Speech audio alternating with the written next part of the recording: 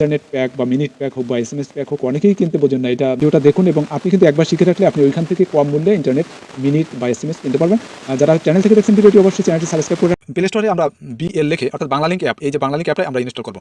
দেখুন এই BL app লিখে অর্থাৎ বাংলা লিঙ্ক অ্যাপটা আমাদের সম্মুখে চলে আসছে, আমার কিন্তু ইনস্টল করা আছে। দেখুন এখানে কিন্তু বাংলা লিঙ্ক অ্যাপের নাম কি, মাই বাংলা লিঙ্ক। এই মাই বাংলা লিঙ্ক অ্যাপটা আপনারা ইনস্টল করে নেবেন, তারপর ওপেন করবেন। আমি ইনস্টল করেছি, তারপর আমি ওপেন করছি, আপনারা ওপেন করবেন। ওপেন করার পর এরকম একটা ইন্টারফেস দেখা যাবে। দেখুন এখানে যখনই এই ইন্টারফেসটা দেখতে পাবেন তখন কিন্তু আপনি এখানে একটা জিনিস দেখুন, প্ল্যান অ্যান্ড অফার্স।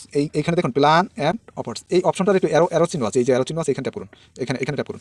এখানে ট্যাপ করলে এই যে প্ল্যান অ্যান্ড অফার্সের যতগুলো অপশন আছে তার ভিতরে আপনি একটু বাম দিকে টেনে নেন, ডান দিক থেকে বাম দিকে টেনে নিয়ে দেখুন লেখা আছে মাই প্ল্যান। এই যে মাই প্ল্যানে ট্যাপ করুন, এই মাই প্ল্যানে ট্যাপ করেন। মাই প্ল্যানে যদি ট্যাপ করেন তাহলে দেখা যায় কি আপনি আপনার নিজের ইচ্ছা মতো কিন্তু আপনি এখানে বসাইতে পারতেছেন। মনে করেন আপনি 3 দিনের যদি প্যাক কেনেন, এখানে 3 ডে লেখা আছে। 7 দিনের যদি প্যাক কেনেন 7 দিনের লেখা আছে। 30 দিনের যদি প্যাক কেনেন এই 30 দিনের লেখা আছে। এখন বিষয়টা হচ্ছে আপনি কি 3 দিনের কিনবেন? 3 দিনের যদি আপনি ইন্টারনেট কেনেন বা মিনিট প্যাক কেনেন বা এসএমএস কেনেন এগুলো কিন্তু কিনতে পারবেন। এখানে কিন্তু ইন্টারনেট আছে, মিনিট আছে, প্লাস এসএমএস আছে। এখন আপনি কত দিনের কিনবেন? সাধারণত যারা 3 দিনের কেনেন তারা 3 দিনের কিনতে পারেন। আমি বেশিরভাগ ক্ষেত্রে একসাথে 30 দিনের কিনি। 30 দিনের কেন কিনি?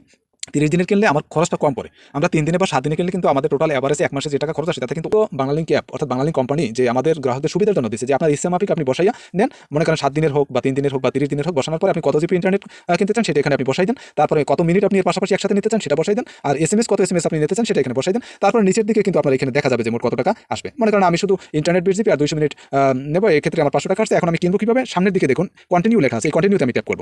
এই কন্টিনিউতে যখনই আমি ট্যাপ করবো আমার এখানে কিন্তু দেওয়া আছে ডিটেলসে 30 দিনের আমি কিনতে আছি 20 জিবি 200 মিনিট এসএমএস আমি এখানে কিনি নেই। তো আমি এইটা কিসের মাধ্যমে কিনবো? আমি কি মোবাইলের ব্যালেন্স থেকে কিনবো? যদি মোবাইলের ব্যালেন্স থেকে আমি কিনি তাহলে এই মোবাইলের ব্যালেন্সে ট্যাপ করবো। আর যদি বিকাশ, নগদ উপায় অথবা মনে করেন ব্যাংক থেকে বা যে কোনো অন্যান্য কোনো ভিসা কার্ড হোক বা অন্যান্য কিছুর মাধ্যমে হলে এখানে ট্যাপ করবো। তো